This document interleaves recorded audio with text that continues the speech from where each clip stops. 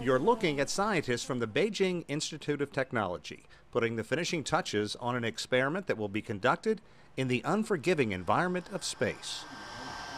It's work that will help determine whether humans can survive a prolonged journey in space, where astronauts are bombarded with 10 times the radiation levels on Earth.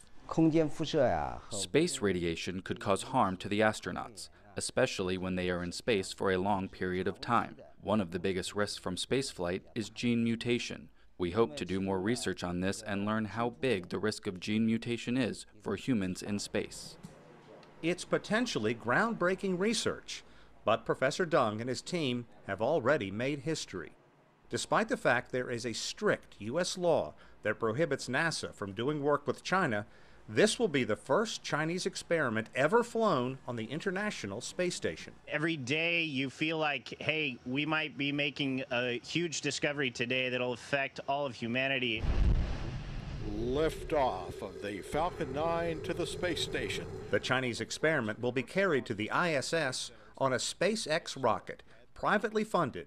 It's all legal and above board because a private U.S.-based company called NanoRacks is handling the payload and works closely with NASA and bills itself as a concierge to the stars. We do pride ourselves on being a vehicle that educational entities can come to and go through the system in a less intimidating fashion.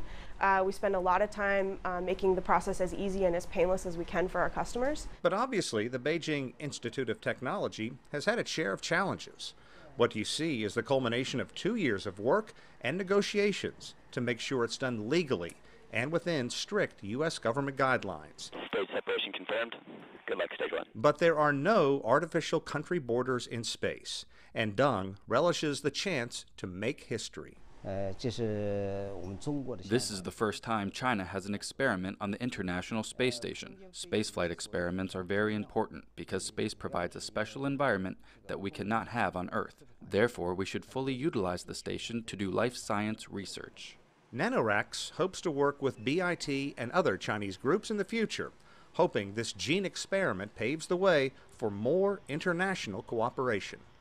This will actually be the 4th experiment that Deng and his team are sending into space. The first 3 were carried into orbit by the growing Chinese space program. And all of this effort to link up with the International Space Station could become moot in just a few years. China hopes to have its own space station up and operating as soon as 2020. Sean Callebs, CGTN in Cape Canaveral, Florida.